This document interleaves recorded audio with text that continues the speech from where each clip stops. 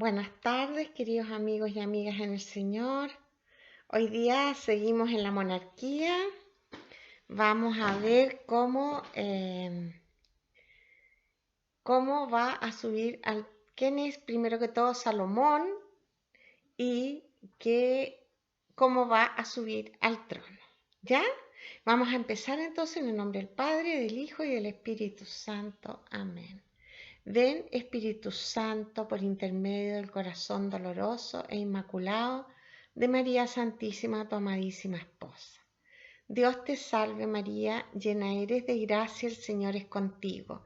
Bendita eres entre todas las mujeres y bendito es el fruto de tu vientre Jesús.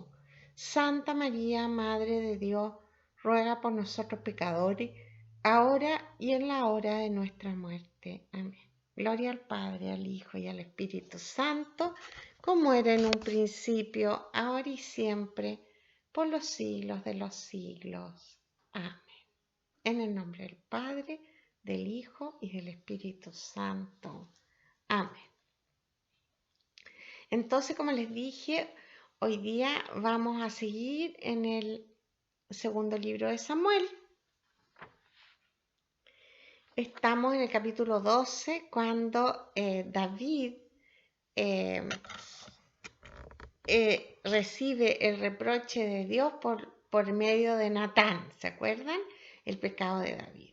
Entonces, hoy día vamos a ver que una vez que muere su primer hijo con Betsabé, el rey se casa con Betsabé y va a tener un segundo hijo. ¿Ya?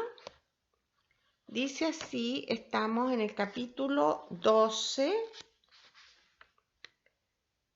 2 de Samuel 12, 24. ¿Ya?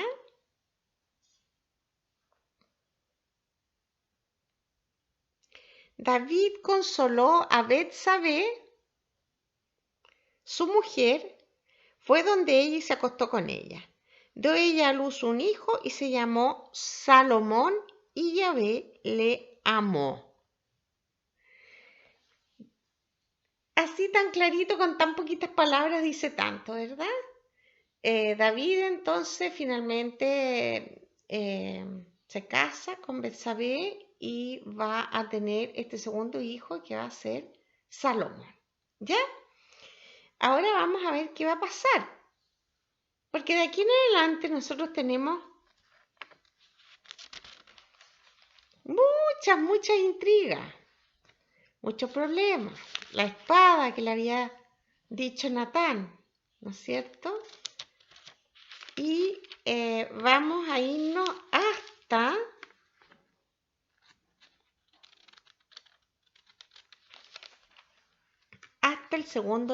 el primer libro de Reyes, ¿ya? Porque ustedes pueden leer todo eso, pero a nosotros lo que más nos importa es ir viendo la línea de sucesión de los reyes, ¿ya? Entonces, ahora vamos a pasar a cómo fue ungido Salomón, ¿ya? Porque hasta el momento fue ungido Saúl, fue ungido David, y ahora va a ser ungido Salomón, ¿ya? Pero era un niño. Ya. El primer libro de Reyes entonces sería la continuación del libro de Samuel, ¿ya? Si repetimos entonces, ¿cómo sería? Génesis, Éxodo, Levítico, Números, Deuteronomio, Josué, Jueces, Primera de Samuel, primer libro de Samuel, segundo libro de Samuel, primer libro de Reyes. Ahí vamos, ¿ya? Ustedes pueden leer todas esas intrigas con los hijos de David. Es muy entretenido, pero para nosotros, en realidad, tanto en cuanto a la estructura que queremos armar para poder entender el proceso del judaísmo, necesitamos ir a puntos estratégicos que nos van a hacer formar esta estructura, ¿ya? Y en esos puntos estratégicos está la unción, ¿ya? Entonces vamos a leer, como les dije, Primer libro de Reyes 1, 32 al 37.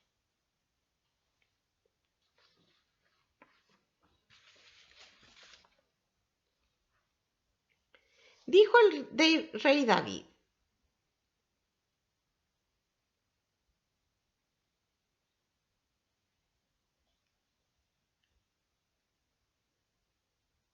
llamadme al sacerdote Sadoc, al profeta Natán y a Benaías, hijo de Jehoyadá.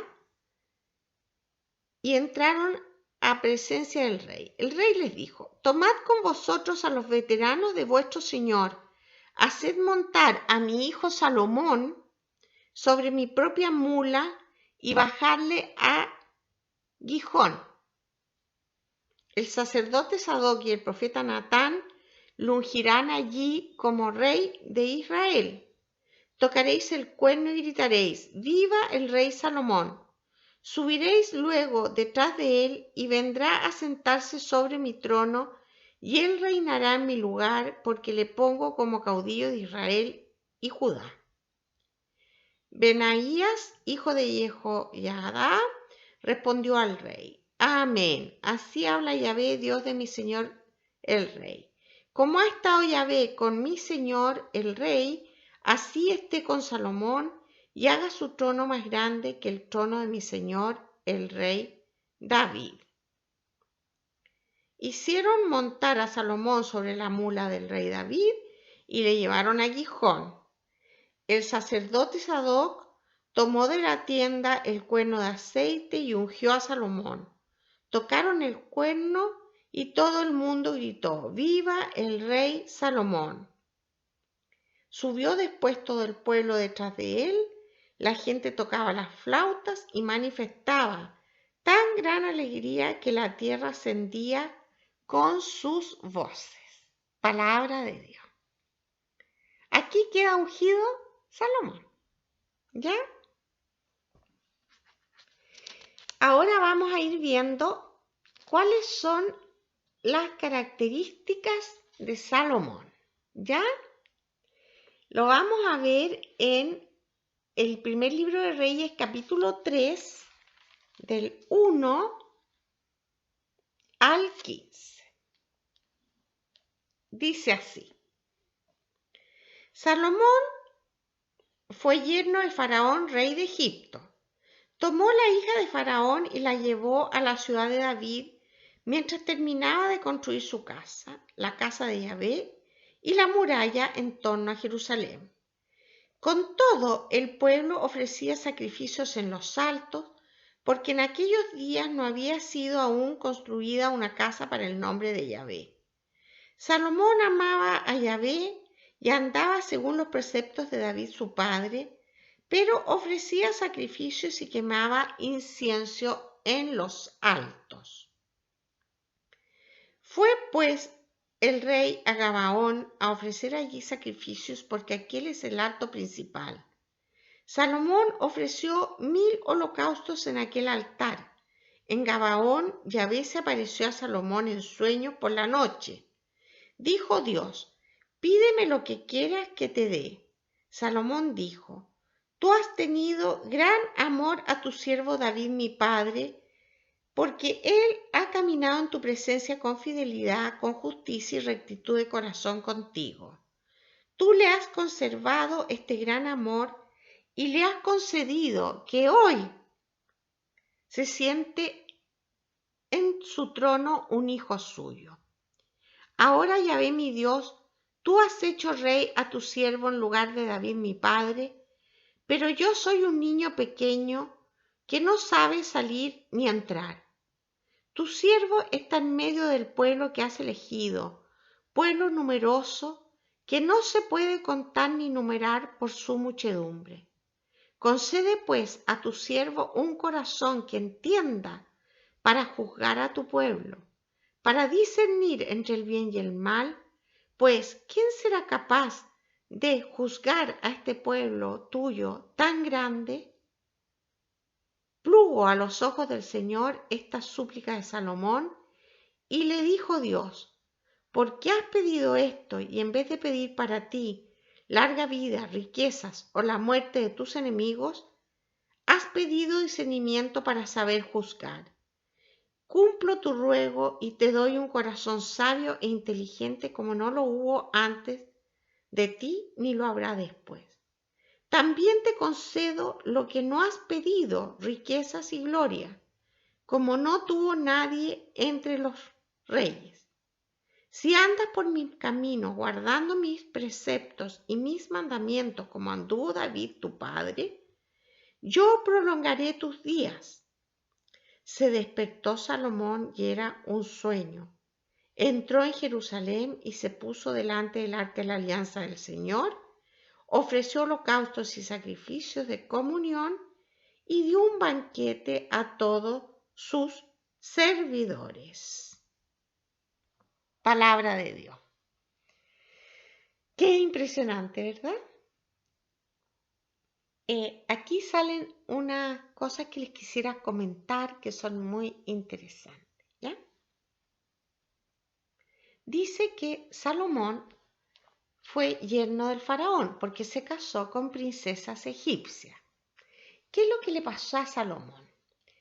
Salomón vio siempre a su padre en guerra y entonces él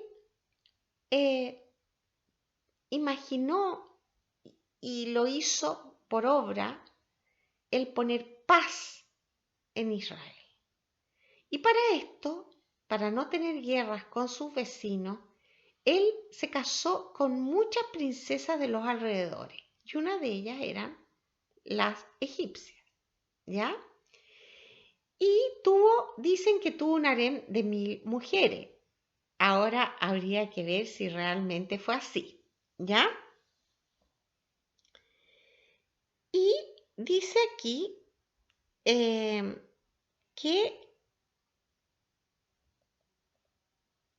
él, mientras terminaba de construir su casa, la casa de Yahvé y la muralla en torno a Jerusalén. O sea, miren todas las obras. Construir un nuevo palacio, el templo que David no pudo construir, lo va a construir Salomón, y las murallas. Y entonces va a agrandar la ciudad de Jerusalén, ¿ya? Y después dice, con todo el pueblo ofrecía sacrificios en los altos, porque en aquellos días no había sido aún construida una casa para el nombre de Yahvé. ¿Qué son estos altos? Muy interesante entender esto, porque este pueblo todavía no es monoteísta, ¿ya? Esto es algo que nosotros vamos a ver, que ellos todavía tienen ídolos, ¿ya? ¿Y qué es lo que son los altos? En ese tiempo no había propaganda, ni televisión, como la conocemos hoy día. Entonces se elegían montes, por eso dice en los altos, se elegían montes de preferencia con árboles que fueran de hoja perenne.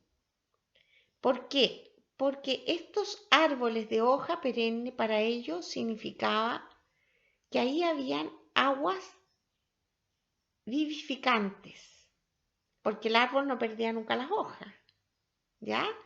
Tenemos que pensar que la ciencia no estaba avanzada como la conocemos hoy día. Entonces, ellos elegían esos lugares para hacer los sacrificios y rendirle culto a otros dioses, ¿ya? Y entonces ahí en esos altos, por ejemplo, se hacían sacrificios para los dioses de la fertilidad, ¿ya? Y se va a ocupar un árbol. ¿Y en qué consistían estas ofrendas? Junto con los sacrificios habían ofrendas y las ofrendas consistían en relaciones orgiásticas, ¿ya? Orgías, relaciones sexuales. ¿Para qué? Para que estos dioses proveyeran a la tierra de la misma conducta que estaban teniendo ellos, o sea, fertilidad en la tierra. Esto nos parece muy raro, pero esas eran las costumbres y ese era el modo de entender la vida, ¿ya? Y la reproducción. Bueno, entonces Salomón también iba para allá. También aquí dice que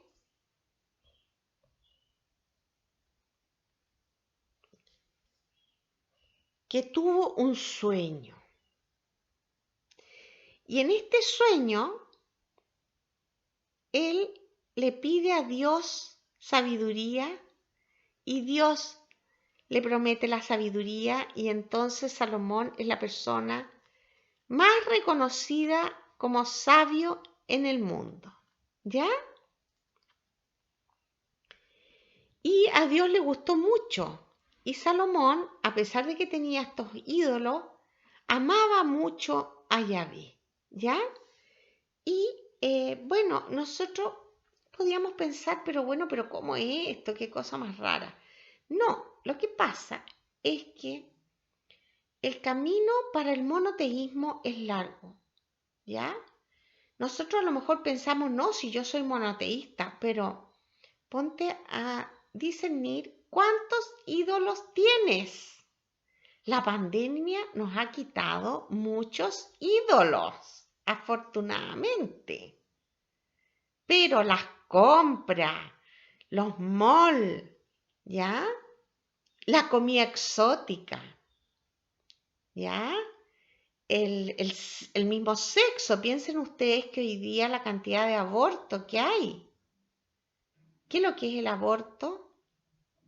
Es un sacrificio en honor al Dios del sexo, ¿ya? Y así vamos a ir viendo que todavía nosotros conservamos mucha idolatría, ¿ya? ¿Qué es lo que significa la palabra idolatría? Significa que se rinde culto a personajes o personas que tienen el máximo valor en nuestra vida, ¿ya? Esto puede ser, por ejemplo, una esposa o un esposo puede llegar a ser un ídolo, porque uno los idolatra y solo tiene que dar culto a nuestro Señor, ¿ya? Entonces, por ejemplo, hay personas que le dan culto a sus hijos, ¿ya?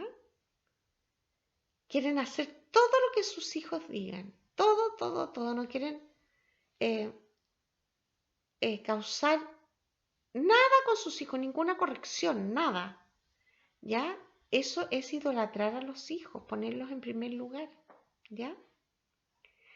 Dentro de las prioridades, la iglesia enseña, ¿no es cierto?, que primero está amar a Dios y después amar al marido, porque el marido es primero que los hijos, ¿ya? Es tu deber primero tu marido, tu esposa, en el caso que seas hombre. Y enseguida vienen los hijos y después vienen los padres. Incluso hay personas que idolatran a sus padres, ¿ya? Y así tenemos muchas idolatrías todavía por ahí, dando vueltas. Y que nosotros pensamos que no son, pero sí son, porque dominan nuestras vidas, ¿ya? Tenemos que ir creciendo hasta ser cristocéntricos. ¿Cuándo vamos a ser cristocéntricos? Cuando nuestra vida dependa de lo que Dios nos dice, ¿ya? De la voluntad de Dios en mi vida. Lo que Dios quiere que yo haga. Y que yo no le voy a negar nada. ¿Ah? Es difícil ser cristocéntrico. Sí, hay que dejar muchas cosas que a uno le gustan, ¿ya? Porque esas cosas a veces impiden que uno llegue a conocer más y mejor a Dios. ¿Ya? San Ignacio de Loyola lo define tan bien. Dice que nosotros fuimos creados para amar, alabar y servir a Dios nuestro Señor y así salvar nuestra alma. Y que todas las cosas creadas, que incluye las personas, los animales, todas las cosas, fueron creadas para conducirme al fin para el que fui creado. Entonces, que yo debo usar las cosas, tanto cuanto las cosas, las personas, tanto cuanto me ayuden a conseguir el fin para el que fui creado, que es amar, alabar y servir a Dios. Yo creo que con eso les dejo bien claro lo que es la idolatría. Ya. Vamos a pasar entonces a cuáles son la principal obra, o sea, cuál es la principal obra de Salomón. Está en el primer libro de Reyes, que es donde estamos, en el capítulo 7, 51.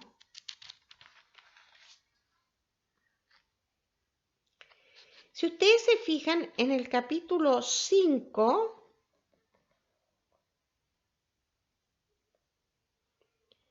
pueden leerlo ustedes, está muy lindo, ¿ya?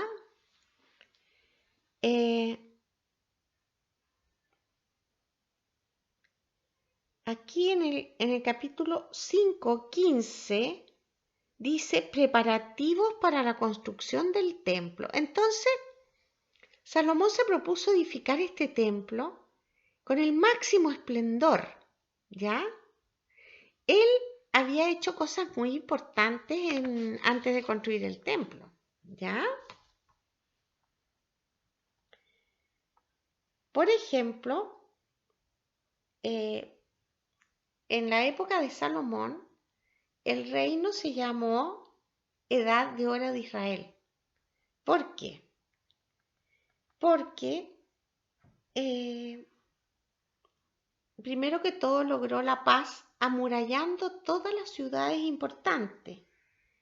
Y como ya dijimos, se casó con las princesas de los reinos vecinos para hacer alianzas de paz y de comercio. Entonces, esto hizo que se enriqueciera mucho, ¿ya? El reino. En la administración, Salomón dividió el reino en 12 distritos. Esto fue una cosa muy complicada, ¿ya? Aquí en el 4,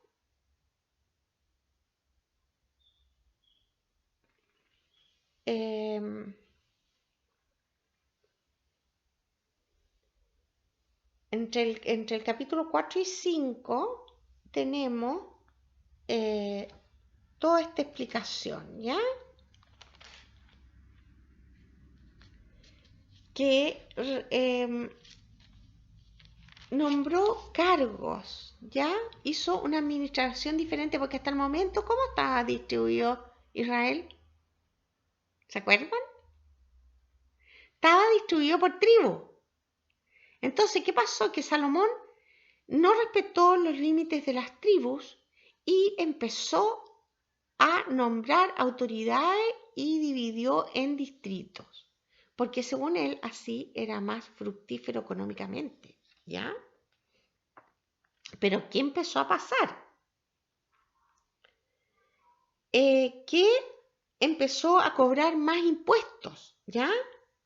Y por primera vez entonces se formaron en el pueblo de Israel estratos sociales. Estaba el pueblo, la corte, el pueblo que eran los pobres, la corte que eran los ricos que vivían de los impuestos que se le cobraba a los pobres. Entonces, esto va a causar un gran problema, porque durante el tiempo que él estuvo cerca de Yahvé, pudo gobernar bien el país, pero ya la sabiduría, cuando fue creciendo en edad, se fue diluyendo, ¿ya? En lo cultural, Salomón aumentó el número de sabios y comenzó la recopilación de la tradición oral. Y aquí se comenzó a redactar el segundo relato de la creación. Entonces, nosotros vamos a leer ahora cómo es que construyó el templo. Ustedes comprenderán que ya se había enriquecido mucho. También explotó unas minas al sur, ¿ya? Donde está el Golfo de Acaba, ahí explotó unas minas de cobre, ¿ya? Y lo otro que hizo Salomón es que él construía los carros y le compraba caballos a Egipto. Y entonces vendía los carros con caballos a todos los pueblos de los alrededores. Entonces todo esto fue generando riquezas y por eso que pudo traer sabios, escritores y ya lo que había empezado con David en baja escala, la recopilación de los textos orales, ya se empiezan a escribir definitivamente.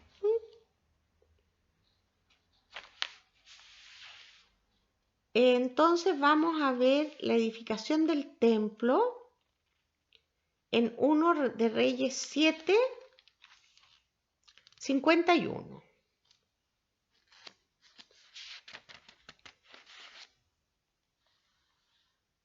Ustedes aquí pueden leer en el capítulo 7 todo lo que tenía el palacio, ¿ya? Y vamos a ver ahora todo lo que significa la construcción del templo.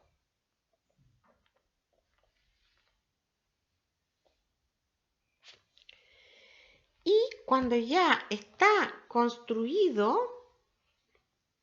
dice así en el 51, así fue concluida la obra que hizo el rey Salomón para la casa de Yahvé. Salomón hizo traer todo lo consagrado por David su padre, la plata, el oro y los objetos, y los puso en los tesoros de la casa de Yahvé. En el capítulo 8 continúa, ¿no es cierto? Entonces congregó Salomón a los ancianos de Israel en Jerusalén para hacer subir el arca de la alianza de Yahvé desde la ciudad de David, que es Sión. Se reunieron junto al rey Salomón todos los hombres de Israel en el mes de Etanim, que es el mes séptimo, en la fiesta, y los sacerdotes llevaron el arca y la tienda del encuentro con todos los objetos sagrados que había en la tienda. El rey Salomón y todo Israel con él sacrificaron ante el arca ovejas y bueyes en número incalculable e innumerable. Los sacerdotes llevaron el arca de la alianza de Yahvé a su sitio, al debir de la casa el santo de los santos, bajo las alas de los querubines, porque los querubines extendían las alas por encima del sitio del arca, cubriendo los querubines el arca y sus varales por encima. Los varales eran tan largos que se veían sus puntas desde el santo, desde la parte anterior del debir, pero no se veían desde fuera. En el arca no había nada más que las 2 tablas de piedra que Moisés hizo poner en ella, en el Horeb, las tablas de la alianza que pactó Yahvé con los israelitas cuando salieron de la tierra de Egipto. Están allí hasta el día de hoy. Hasta el día de hoy se refiere a el día en que se escribió este libro, ¿ya? Y el libro de Reyes se escribió aproximadamente en el año 800 antes de Cristo, ¿ya? La monarquía va a ir del 1000 hasta el 500, ¿ya? Son 500 años de monarquía. a mí me gustaría entonces que viéramos que a Salomón le tomó bastante tiempo construir esta edificación del templo, ¿ya? Y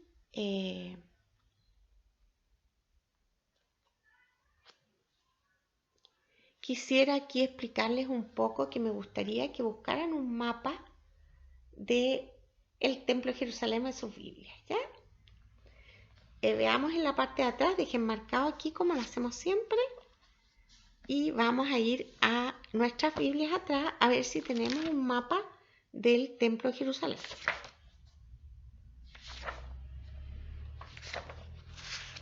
Y si no, como lo hacemos otras veces, yo aquí por lo menos en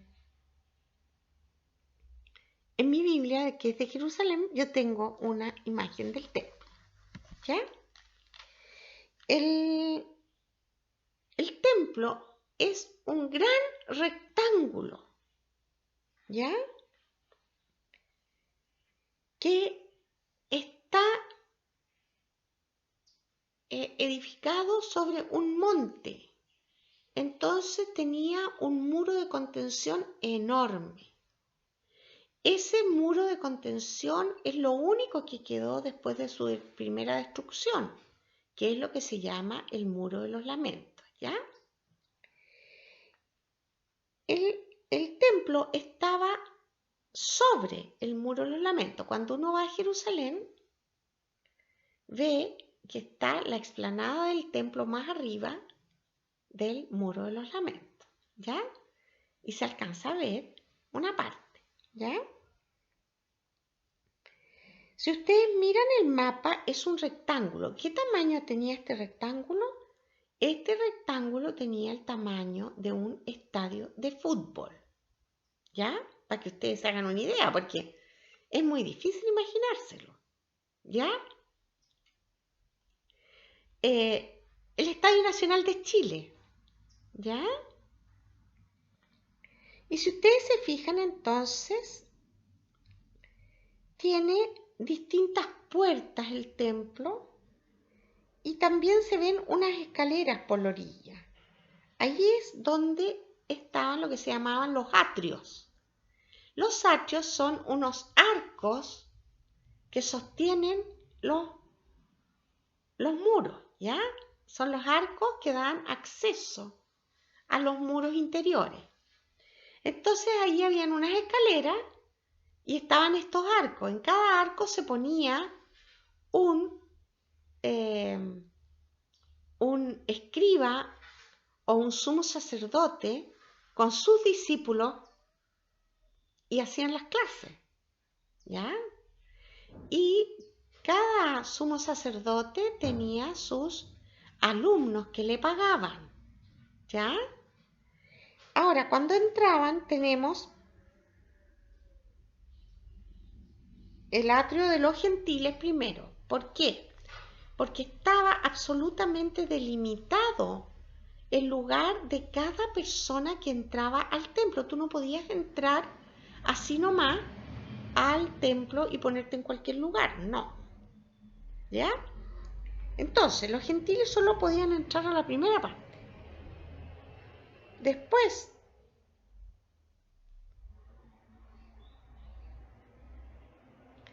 tenemos el patio del Devir o Santo Santorum, que es un rectángulo más chico que está en el medio.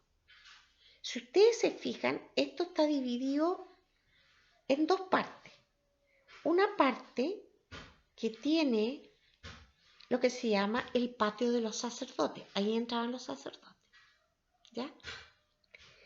Y el Devir es la parte más santa, que es donde estaba el arca.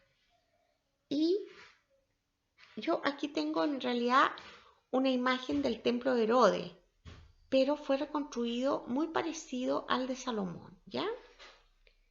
Reconstruido porque lo que pasa es que Herodes, a ver, el templo fue destruido por los romanos en el año 585, por los babilonios en el 585, y fueron deportados a Asiria, a Babilonia. Ahí fue el destierro a Babilonia. Pero mucho más adelante, ¿ya? Esa fue la primera destrucción. Y después, ¿qué va a pasar? Que a la vuelta del destierro lo reconstruyen, pero fue una reconstrucción pobre.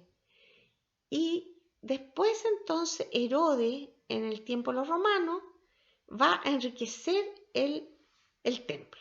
Ya lo va a adornar, le va a poner oro, le va a poner cosas preciosas, ¿ya? Entonces, en el Debir estaba el arca con estos ángeles. Ustedes pueden buscar en internet cómo es la figura del arca con estos dos ángeles, ¿ya? Son dos ángeles que tienen unas alas de oro grandes que cubren el arca. ¿Qué contenía el arca? Nos dice el texto, ¿verdad? Que contenía las tablas de la ley.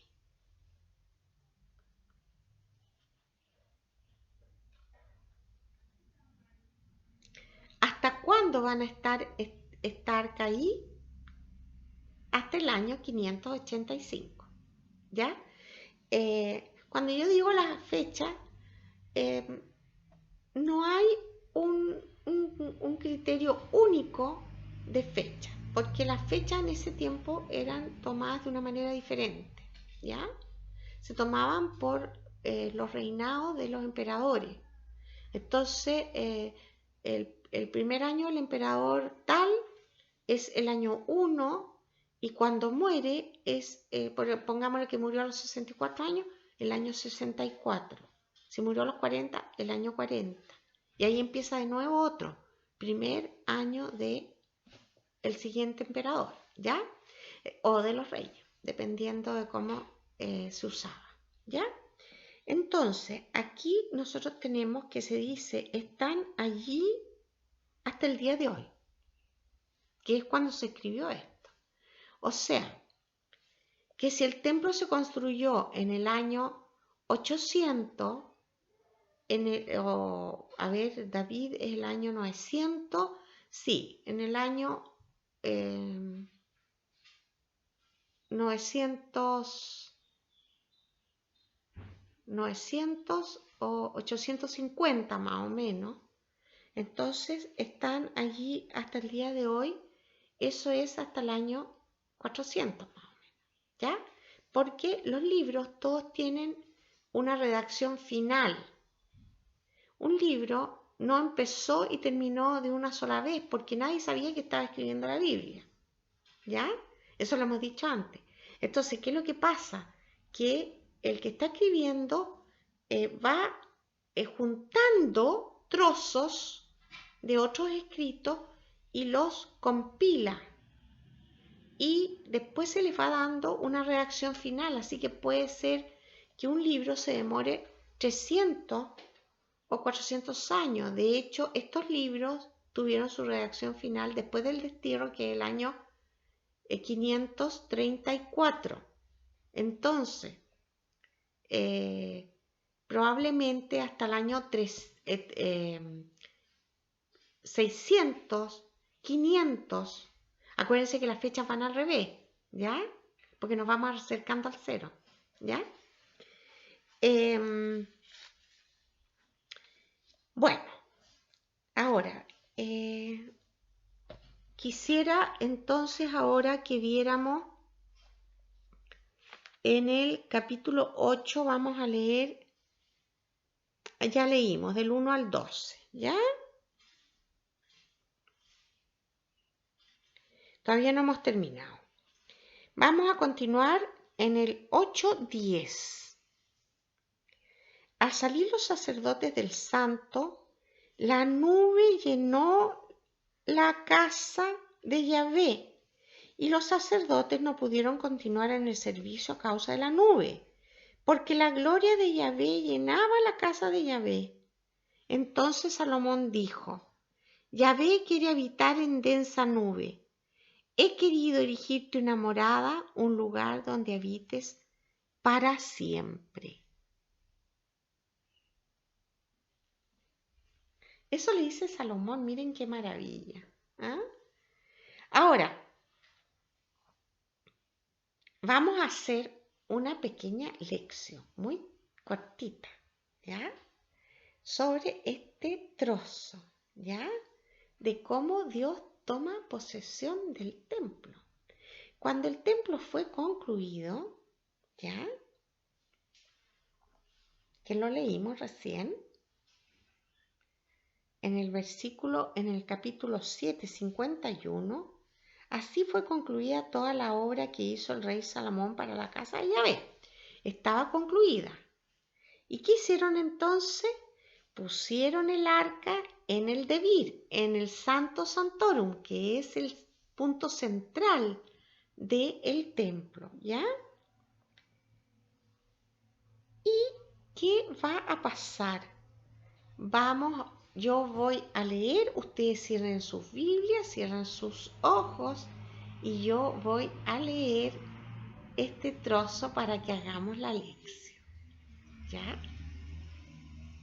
¿Están listos? Acuérdense que tenemos que poner nuestra imaginación. Tenemos que imaginar un templo muy, muy grande, adornado con piedras preciosas, con oro, con madera fina, con todo lo mejor que podían conseguir, con artesanos que hacían obras maravillosas, detallado. Por ejemplo, una de las tallas más lindas que había en el templo de Jerusalén era de granada, porque las granadas para los israelitas tienen un significado religioso muy lindo, ¿ya? Y así estaba todo construido con telas preciosas, con bordados de oro y con argollas de plata, las cortinas, ¿ya? O sea, era todo lujoso, ¿ya? Entonces vamos a tener que imaginar ese templo lujoso, ¿ya? Yo voy a ir leyendo y ustedes van a ir imaginando este templo lujoso, pero lo más interesante que tiene el trozo que acabamos de leer y que ya lo habíamos visto, es que entró la nube, igual que cuando estaban en el desierto. ¿Y qué significa la nube? La presencia de Dios en medio de su pueblo. Y entonces para nosotros pareciera que no tendría ningún significado el arca de la alianza, pero sí, porque es la primera manifestación del hombre que Dios hace al hombre de quedarse en un lugar, ¿ya? Y este fue el primer templo de Yahvé, ¿ya? Hoy día, después de que se rompió la cortina que aislaba el Debir, ¿ya? Porque había una cortina que medía 1 metro de ancho, no de largo, ni de ancho para el costado, sino que de grueso, ¿ya? Esa cortina se rompió cuando murió Jesucristo para dar paso al nuevo Debir, al nuevo Santo Santorum, que es la Eucaristía, ¿ya? El sagrario, donde está ubicada la Eucaristía, que es la presencia viva de Dios entre nosotros, ¿ya? Es el Santo Santorum era una figura de lo que iba a venir, ¿ya? Que es la presencia viva, verdadera y viva de Jesucristo en la Sagrada Eucaristía. Entonces, con esta meditación vamos a hacer nuestra contemplación, ¿ya? Cerremos los ojos. al salir los sacerdotes del santo, la nube llenó la casa de Yahvé y los sacerdotes no pudieron continuar el servicio a causa de la nube, porque la gloria de Yahvé llenaba la casa de Yahvé. Entonces Salomón dijo: Yahvé quiere habitar en densa nube. He querido erigirte una morada, un lugar donde habites para siempre. Gloria al Padre, al Hijo y al Espíritu Santo, como era en el principio, ahora y siempre, por los siglos de los siglos. Amén.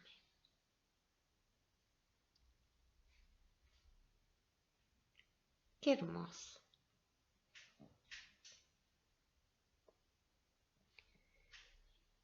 Voy a compartir con ustedes mi contemplación, ¿ya?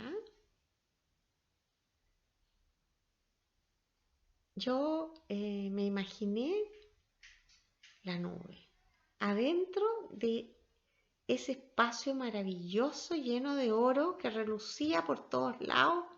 Habían unas velas prendidas, así que se reflejaba todo, pero la nube opacaba todo y uno lo único que sentía, yo sentí la presencia de Dios.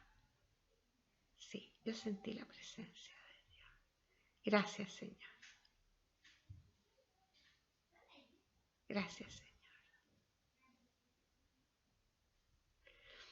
No hice la oración, me olvidé, porque estaba tan entretenida con esto del Santo Santorum que ya. Voy a hacer la oración ahora entonces, y ustedes también hacen la suya propia. Señor, te doy gracias porque tú elegiste a Abraham y caminaste con él, con Isaac y con Jacob. Y este pueblo después fue guiado por Moisés y tú lo llevaste y le diste las tablas de la alianza que pusieron en el arca. Y después construyeron este templo maravilloso para que tú tuvieras un lugar donde habitar. Yo te doy gracias porque ellos sentaron las bases de tu templo en la tierra. Y yo quiero ir a tu templo, en nuestra iglesia, a contemplar tu rostro, a verte, a estar contigo y a estar en tu presencia, Señor. Te pido, Señor, que esta cuarentena no nos prive de tu presencia. Amén.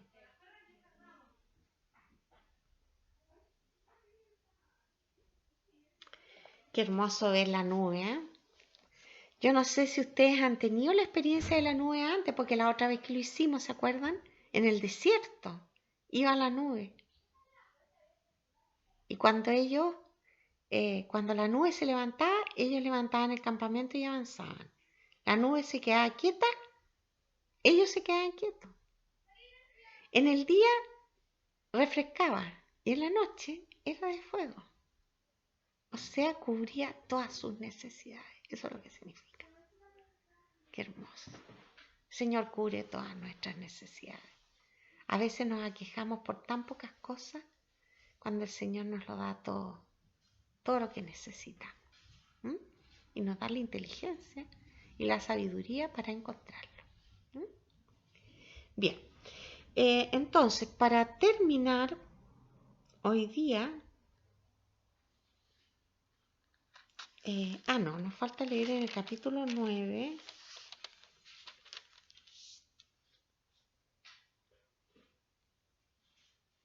Que está la promesa de Yahvé a Salomón. Está entonces en el primer libro de Reyes,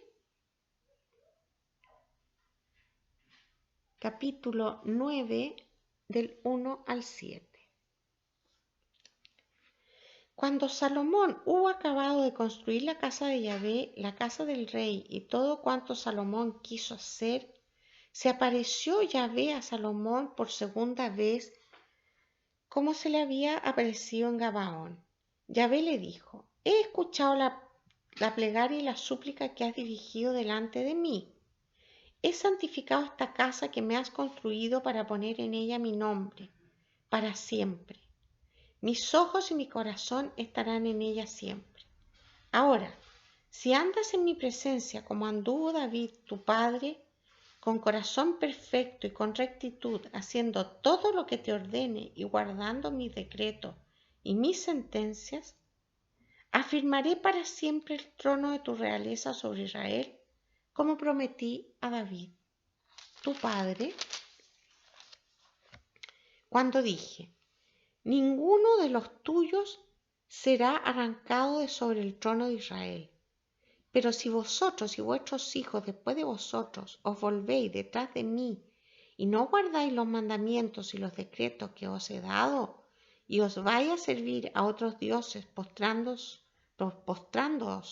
ante ellos, yo arrancaré a Israel de la superficie de la tierra que les he dado.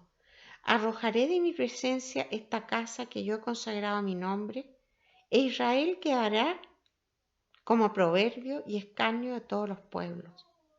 Todos los que paseen ante esta casa sublime quedarán estupefactos, silbarán y dirán: ¿por qué ha hecho así Yahvé a esta tierra y a esta casa?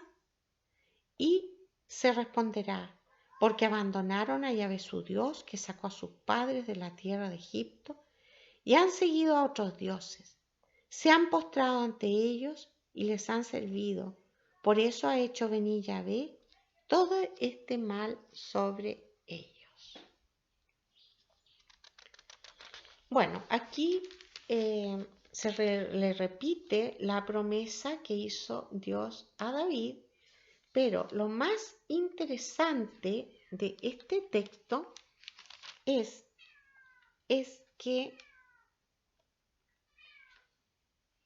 ¿cuál va a ser la interpretación que va a tener el pueblo de Israel sobre esta promesa? Es que Dios quiere habitar en la tierra que les ha dado. Esta tierra Dios se las ha dado para que Él esté ahí. Entonces, si Dios ya no está en esa tierra, se acaba la tierra de pertenencia. Se acaba la pertenencia a la tierra. Y eso es lo que les va a pasar en el destierro. Y también nos pudo haber pasado a nosotros. Lo vamos a ver más en profundidad en la próxima clase, ¿ya? Pero para dejarlos mientras tanto con alguna idea, ¿cuál es tu tierra? La misma tierra que le dio a Abraham, ¿no es cierto? A Isaac, a Jacob. Y que después conquistaron Josué y los jueces. Y que ahora está establecida la monarquía. Pero esa es una tierra concreta. ¿Cuál es la tierra que nos ha dado? La vida nueva, después de la resurrección. Esa es la verdadera tierra, ¿ya? Pero esa tierra se empieza a construir acá. Entonces, en la medida de que yo voy haciendo apostolado, extendiendo la fe, voy haciendo crecer mi familia. ¿Cuál familia? Mi familia espiritual, que primero es mi señora o mi esposo, mi esposa, mis hijos, mis nietos, pero también los amigos que se han acogido a mi familia, las personas a las que yo evangelizo, ¿ya? Todo eso es mi tierra, mi trabajo es mi tierra, porque de ahí saco para vivir, ¿ya? Y Dios me ha dado muchos dones para que yo los haga fructificar. Así que todo lo que yo hago es mi tierra, todo lo que yo toco con mi inteligencia y mis manos es mi tierra. Y si en mi tierra no está Dios, ya no habrá tierra. Tenemos que luchar para que Dios esté en nuestra tierra. Es una lucha que empezó desde el principio, pero más adelante lo vamos a ir profundizando, ¿ya? La lucha empezó en el Génesis y lo vamos a ver ya en unos 2 capítulos más. ¿Ya? Ahí vamos a hablar bien de cuál es la lucha que tenemos día a día por continuar la obra de Dios y extender el reino. Que tengan una regia semana y nos vemos la próxima vez. Que el Señor nos bendiga en el nombre del Padre, del Hijo y del Espíritu Santo.